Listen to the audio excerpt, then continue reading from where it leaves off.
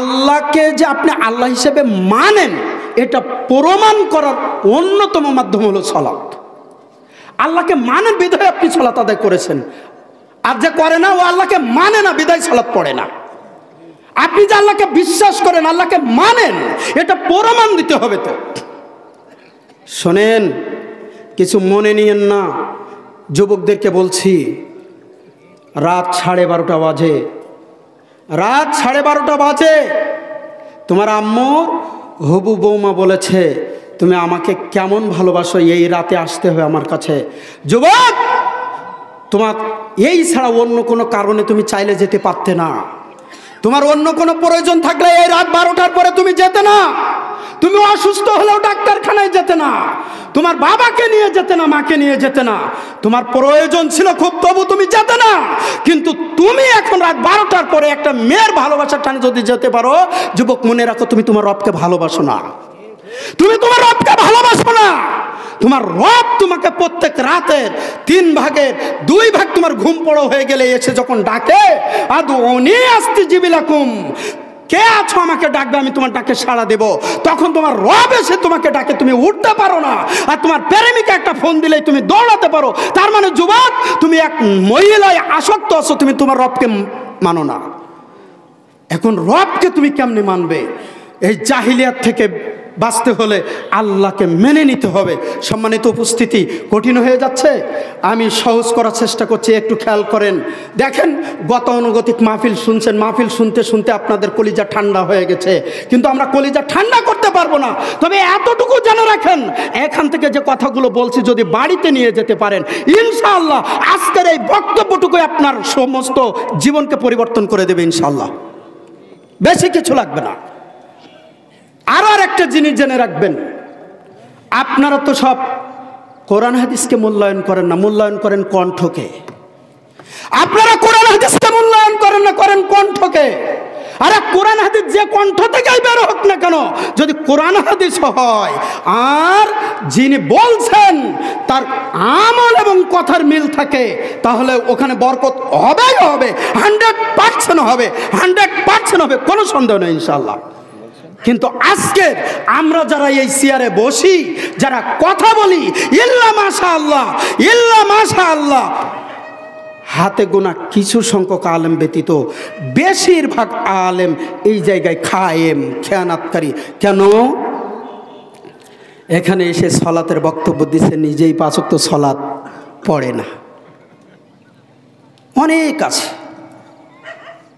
অনেক আছে, সলাতকে গুরুত্ব দেয় না। অথচ সলাতকে আগে গুরুত্ব দিতে হবে কেমন করে? আপনি যদি সলাতকে ভালোবেসে থাকেন, কেমন করে গুরুত্ব দিবেন? আপনি যদি প্রমাণ করতে চান আপনি আল্লাহকে ভালোবাসেন, কিভাবে প্রমাণ দিবেন? আপনার হাতে এত ব্যস্ততা, এত ব্যস্ততা, এত ব্যস্ততা, সব কাজ আছে, তারপরেও আপনি আগে সালাত পড়ে নেবেন, তারপর কাজটি করবেন। এটা হলো আল্লাহকে ভালোবাসার নমুনা। দেখেন, আমি আপনাকে দেখাই। কিছুদিন আগেই বিষয়টা ভাইরাল হয়েছিল, যদিও এখানে শিক্ষা আছে তাই আমি বিষয়টা বলছি, সাধারণত গল্প কম বলি। একজন রিক্সা চালক, তার রিক্সায় একজন বক্তা আলেম বক্তব্য দিতে চাচ্ছেন। জোহরের আজান হয়ে গেছে, রিক্সা চালক জামাত যে টাইমে, ঠিক সেই টাইমের আগেই রিক্সা থামিয়ে দিয়েছে, জোহরের সালাত আদায় করবে। তাই তা বক্তা বলছে না, জায়গায় যে আদায় করে নেব। রিক্সা চালক বলছে না, আমি জামাতে আদায় করব, প্রথম কথা। 2 নম্বর কথা, আমি যদি জায়গা পর্যন্ত পৌঁছাতে না পারি তাহলে আমার এই জোহরের সালাত হবে না। এটা হলো ঈমান, এটাই হলো ঈমান। আপনি সালাতকে এভাবে মূল্যায়ন করুন, তাহলে দেখবেন আপনার জীবন থেকে অনেক কিছু দূর হয়ে যাবে। কেন? আল্লাহ সুবহানাহু ওয়া তাআলা সালাতকে একটা মূলনীতি হিসাবে খাড়া করেছে।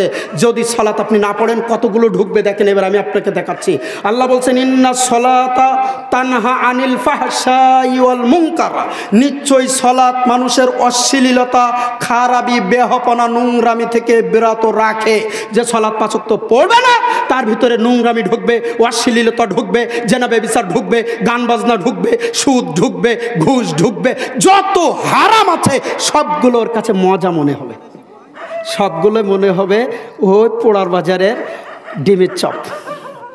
বোঝেননি? এই পাপগুলো তার কাছে মনে হবে পোড়ার বাজারের ডিমের চপ সবাই ভক্তি সহকারের জন্য খাচ্ছে। আর যদি আপনি ইমানদার হন, আপনার সামনে যখন পাপ কাজগুলো করবে আপনি তো সহ্য করতে পারবেন না, হয় কানে আঙ্গুল দিয়ে বের হয়ে যাবেন, আর না হলে কি করবেন, না হলে আপনি নিষেধ করবেন, যতদূর সাধ্য হয় আগে নিষেধ করবেন, যদি ক্ষমতা না থাকে কানে আঙ্গুল দিয়ে বেরিয়ে যাবেন। এটা হবে ইমানদারের কাজ। কিন্তু আজকে তো আমরা দেখি কি হচ্ছে, দেখে আসি। যদি এই মোড়ে এসে কোনো তাবিজ বিক্রেতা, কোনো শালসা বিক্রেতা এসে ঢোলে বাড়ি দেয়, এ জায়গায় থাকবে মানুষজন? ইল্লা মাশাআল্লাহ। এখন তো আল্লাহ যাদের কবুল করেছে তাছাড়া কাউকে ধরে রাখতে পারবেন না। তা আজকের যারা এই দুনিয়াতে ঢোলের বাড়ি শুনে দৌড়াচ্ছে, কয়দিন পরে তো দাজ্জাল আসবে, সে তো নিজেকে রব হিসেবে দাবি করবে, তখন আপনার ইমানটা কি করবেন? রাখতে পারবেন? অসম্ভব ব্যাপার।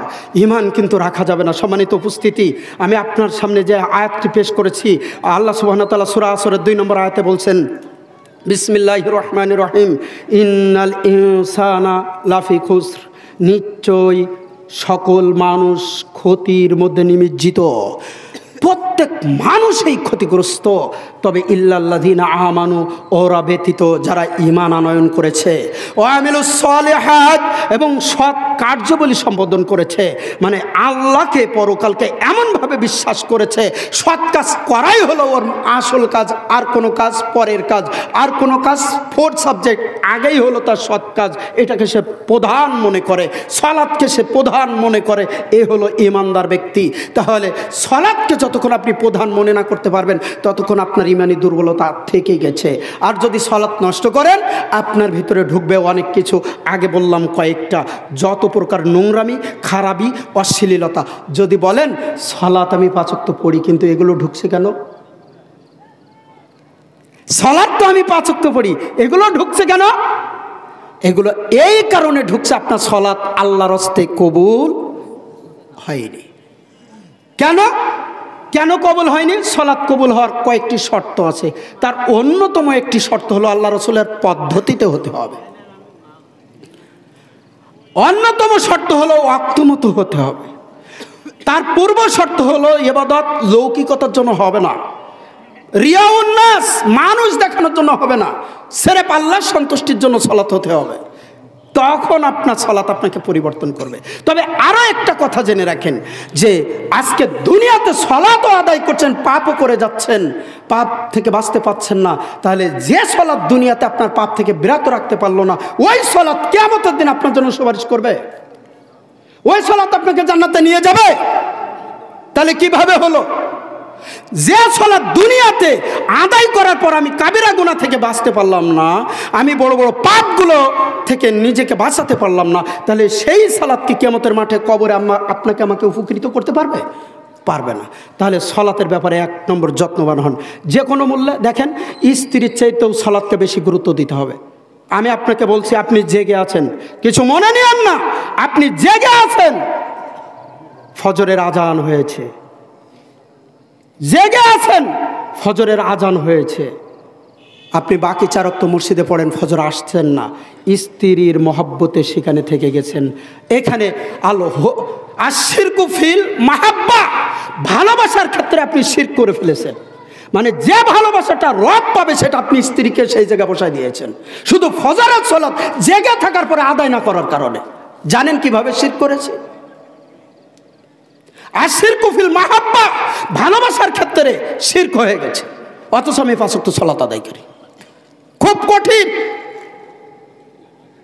তাহলে হিসাব করে সালাত আদায় করবেন, এই জন্য শিরক না হয়ে যায়। সম্মানিত উপস্থিতি, আমরা অনেক বিষয়ে ক্ষতিগ্রস্ত, তার মধ্য থেকে আর 2-1টি পয়েন্ট আপনাদের সামনে নিয়ে আসব, যে আমরা ভুলেও সালাত পরিত্যাগ করব না ইনশাল্লাহ। সালাত 5 ওয়াক্ত যত কাজ থাক, যেখানে আমার রক্ত হবে জামাতে পড়ার চেষ্টা করব, জামাত ধরতে না পারলে একা পড়ে নেব, তবু আওয়াল ওয়াক্তে পড়ার চেষ্টা করব ইনশাল্লাহ। পারবো ইনশাল্লাহ? পারবো ইনশাল্লাহ? না মৃত্যুর কথা বলে আস্তে আস্তে ভুলে গেছেন, তাই না? আয়াতগুলোকে বিশ্বাস করেন। আমি ইবাদুল্লাহ কিছু না, আমি আপনার মতো একজন সাধারণ পার্সন, কিন্তু আমি যে কথাগুলো বলেছি এটা কোরআনে আছে, এটা হাদিসে আছে। আপনি এখন দেখতে চাইলে আপনাকে একটা একটা করে দেখাতে পারি। এই কোরআন হাদিসগুলোকে যদি আপনি আজকের এখানে বলার পরে অবিশ্বাস করেন তাহলে আপনি মানবেন না, আর যদি বিশ্বাস করেন তাহলে মেনে নেবেন। প্রমাণ আল্লাহ সুবহানাহু ওয়া তাআলা বলছেন, আল্লাহ বলছেন ওয়াদাক্কির ফাইন্না যিকরা তানফাউল মুমিনিন। আপনি উপদেশ দিন, উপদেশ তো তাদের কাজে আসে যারা বিশ্বাসী। আপনি উপদেশ দিন, উপদেশ কাদের কাজে আসবে? যারা বিশ্বাসী। তাহলে এই আয়াতগুলোকে যদি আপনি বিশ্বাস করে থাকেন, হাদিসগুলোকে যদি আপনি বিশ্বাস করে থাকেন, নিশ্চিত অবধারিত বাধ্য আপনি 5 ওয়াক্ত সালাত ছাড়া আপনি কিছুই করবেন না। আপনার সালাতের সময় হয়েছে, আপনার এখন জামাত শুরু হচ্ছে, আপনার বাবা বলছে ওই মাঠে যাও, যে লাঙ্গলটা ধরো, ওই জিনিসটা নিয়ে আসো। যদিও বাবার কথা শোনা ফরজ, এ কথাই ঠিক, তবে আগে সালাত তারপরে বাবার কথা। সালাত বাদ দিয়ে বাবার ডাকে যাওয়া যাবে? এটার নাম সালাত। যেখানে বাবার কথা অমান্য হলে জাহান্নাম হয়ে যায়, সেখানে স্ত্রী তো কিছুই না। তাহলে বিষয়টা গুরুত্ব সহকারে দেখবেন। তারপরে আসেন যে গান বাজনার প্রতি আকৃষ্ট হওয়া। আজকের গান বাজনা শুনতে শুনতে আমরা এমন হয়ে গেছি, গান এখন মোড়ে মোড়ে, গান এখন হাতের মুঠায়। কয়জন এটাকে কন্ট্রোল করতে পারেন? আপনার হাতে মোবাইল আছে, অ্যান্ড্রয়েড, গান শোনেন না? কেটা কেটা হাত তোলেন তো দেখি। অ্যান্ড্রয়েড ফোন আছে? যার আছে শোনেন না? যাক আলহামদুলিল্লাহ, 2-1 যুবক পাইছি, আল্লাহ তাদেরকে কবুল করুন দিনের জন্য। তাহলে এখানে চেক দেওয়া মানে আর একটা জিহাদ। অনায়াসে আপনার সামনে আসবে, কিন্তু এড়াই চলে যেতে হবে। এটার নাম হলো ইমানদার। এখানেও আপনাকে আল্লাহর ভয় করতে হবে যে আমি যেটা করছি বা দেখছি আমার রব দেখতে পাচ্ছেন আর আমার কান শুনছে। আল্লাহ বলছেন কিয়ামতের দিন আমাকে সেদিন এই নিয়ামতগুলো সম্পর্কে জিজ্ঞাসিত হবে। আমার চোখ আল্লাহর কাছে জিজ্ঞাসিত হবে, আমার কান আল্লাহর কাছে জিজ্ঞাসিত হবে। সেদিন আমার চোখ কান যেন আমার বিরুদ্ধে না যায়, এই হিসাব যে করতে পারে সেই কেবল ঠেলে চলে যেতে পারে। সম্মানিত উপস্থিতি, তাহলে গান বাজনা বাদ্যযন্ত্রের দিকে আকৃষ্ট হওয়া যাবে না।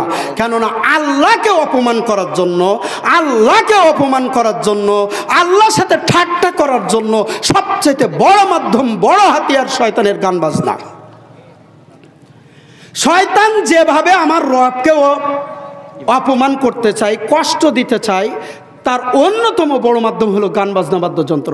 তার চায়ের দোকানে তো ঘন্টার পরে ঘন্টা বসে থাকি, আর ওদিকে বাজে দেখি, ওদিকে বাজে দেখি। ও মুরব্বী, আমি আপনাকে বলছি আজকের এই স্টেজ থেকে শুনে রাখুন, আপনার চোখ আপনার বিরুদ্ধে কথা বলবে, আপনার চোখ আপনার বিরুদ্ধে অবস্থান করবে। সেদিন কিন্তু ঠেকাতে পারবেন না। এখনই চক্ষুকে হেফাজত করার চেষ্টা করুন। শুধু গান বাজনার পর টিভির পর্দা বা মোবাইলের স্ক্রিনে নয়, চোখকে আরও হেফাজত করুন বেগানা নারী থেকে। বেগানা নারী যায় আর আপনি তাকিয়ে তাকিয়ে থাকেন। দেখেনটা কি? দেখেনটা কি? আপনার বোন নেই, আপনার মা নেই, আপনার স্ত্রী নেই? ওরা এক স্ত্রী যদি না হয় একাধিক বিবাহ করেন, ইসলাম বলেছে। আপনার এক স্ত্রীতে না হলে একাধিক স্ত্রী গ্রহণ করেন, ইসলাম বলেছে। অনুমতি আছে, পাপ নেই। আপনি পরকীয়া লিপ্ত হলেই আপনার ইবাদত কবুল হবে না। আপনি পরকীয়ায় লিপ্ত হলেই আপনার দোয়া কবুল হবে না। আপনি পরকীয়ায় লিপ্ত হলেই আপনার জীবনের 12টা বেজে যাবে, আপনার ইজ্জত যাবে, আপনার সম্মান যাবে, ইহকালে যাবে, পরকালে যাবে। আজকে যে সন্তানগুলো আপনার পাশে আছে, আজকে যে সন্তানগুলো আপনার পাশে আছে, ওরা বুঝতে শিখিনি, ওরা জানে না, ওরা বুঝতে শিখিনি, ওরা জানে না। কিন্তু ইয়াউমাল কিয়ামায় ঠিকই কিন্তু আপনার পাশে দাঁড়াবে। ওরা বাবার কিল্লা কীর্তি সব ভিডিও দেখে ফেলাবে। সেদিন আল্লাহ গোপন করবেন না, সেদিন আল্লাহ ওপেন করবেন, সেদিন আল্লাহ গোপন করবেন না। হ্যাঁ, তবে যদি আপনি তওবা করে ফিরে আসতে পারেন, তওবা করে ফিরে আসতে পারেন, নিজেকে সংশোধন করে নিতে পারেন, কিয়ামতের মাঠে আল্লাহ সুবহানাহু ওয়া তাআলা তার রহমতের চাদরের ভিতরে ঢুকিয়ে নেবেন, তার দয়ার চাদরের ভিতরে ঢুকিয়ে নেবেন। নিয়ে আল্লাহ বলবেন, এই তুই এই পাপ করিসনি? যে আল্লাহ করেছিলাম, কিন্তু আমি তো তোমার কাছে তওবা করেছিলাম, কান্না করেছিলাম, আল্লাহ ক্ষমা হয়নি, তুমি এই পাপ করনি, এই পাপ করনি। সব স্বীকার করবে ইমানদার ব্যক্তি। তখন আল্লাহ বলবেন, আমি সবগুলোকে ক্ষমা করে দিয়েছি, তুমি জান্নাতে চলে যাও। সুবহানাল্লাহ। তাহলে এখন তওবা করে ফিরে আসার সুযোগ আছে না? তাহলে আমি এখন তওবা করব, আমি আর যাব না ওই দিকে, মৃত্যু আমার সামনে, আমি যাচ্ছি মৃত্যুর দিকে। সম্মানিত উপস্থিতি, এ ব্যাপারে আরও অনেক কথাই ছিল। তার মধ্যে এখন মা বোনদের এত বৃদ্ধি পেয়েছে যে তাদের বেপরোয়া চলাফেরা, বেপরোয়া চলাফেরা, হায়া শরম লজ্জা কিছু যেন নেই। ওর মা বাবারা যে কি শিক্ষা দিয়েছিল আল্লাহ জানে। আমাদের মা বোনরা সবাইকে যেন পুরুষ মানে সব স্বামী, সবার কাছে এত খোলামেলা কেন, সবার সামনে আপনি এত খোলামেলা কেন? অথচ আল্লাহ সুবহানাহু ওয়া তাআলা আপনাকে সূরা আহজাবের 53 নম্বর আয়াতে বলছেন, ওই যে সাআলতুমুহুন্না মাতা, যখন তাদের কাছে কোনো কিছু প্রয়োজনীয় সামগ্রী চাওয়া প্রয়োজন মনে করো, ফাসআলুহুন্না মিন ওয়ারাই হিজাব, তখন নারীর পর্দার আড়াল থেকে যেতে হবে। কিন্তু আপনি বাড়ির ভিতরে সালাম না দিয়ে ঢুকেই গেছেন, শুধু ঢুকে যাননি, ঘরে ঢুকে যাচ্ছেন। তার মানে আপনিও যেমন ও নারীটাও তেমন। কেন? এটা মুসলমানের বাড়ি না। যখন আপনি মুসলিমের বাড়ি, তখন একজন নারীর মর্যাদা, একজন নারীর ইজ্জত সারা পৃথিবীর চাইতে বেশি। কেন? আল্লাহর নবী সাল্লাল্লাহু আলাইহি সাল্লাম বলছেন, ইন্না দুনিয়া কুল্লাহা মাতা, সারা দুনিয়াটা হলো ভোগের বস্তু, সারা দুনিয়াটা হলো ভোগের সামগ্রী। ওয়া খায়রুল মাতাই দুনিয়া আল মারাতুস সালিহাত, আর সমস্ত পৃথিবী এক পাল্লায় রাখেন, সমস্ত পৃথিবী এক পাল্লায় রাখেন, আর এক পাল্লায় একজন সতী সাধ্বী নারীকে রাখেন, এই নারীর পাল্লায় ভারী হয়ে যাবে। তার মানে সারা পৃথিবীর ওজন যত, একজন সতী সাধ্বী নারীর ওজন তার চেয়ে বেশি আল্লাহর কাছে। বলেন সুবহানাল্লাহ। তাহলে একজন নারী কিভাবে তার সতীত্ব নষ্ট করতে পারে, কিভাবে গায়রে মারহামের সাথে এভাবে দেখা দিতে পারে, গল্প করতে পারে, একসাথে পুকুরে গোসল করতে পারে, আমার বুঝা আসে না। শোনো বোন, তোমাকে বলছি, তোমার ইজ্জতকে তুমি এত সস্তা করলে কেন? আমার রব তোমার ইজ্জতকে, সম্মানকে পৃথিবীর চাইতে দামি করে সৃষ্টি করলো, আর তুমি 500 টাকার বিনিময়ে, 1000 টাকার বিনিময়ে তুমি নিজেকে পর্নোগ্রাফি করে ফেলেছ, তুমি নিজেকে মানুষের জন্য ভোগের বস্তু হিসাবে পেশ করে দিয়েছ। বোন, তোমার জন্য ধিক, তোমার বিবেক বুদ্ধির ধিক, তোমার শিক্ষা দীক্ষার ধিক, তোমার ডিগ্রির ধিক জানাচ্ছি আমি। কেন তুমি উলঙ্গপনা, বেহাপনা এভাবে ছড়াচ্ছ?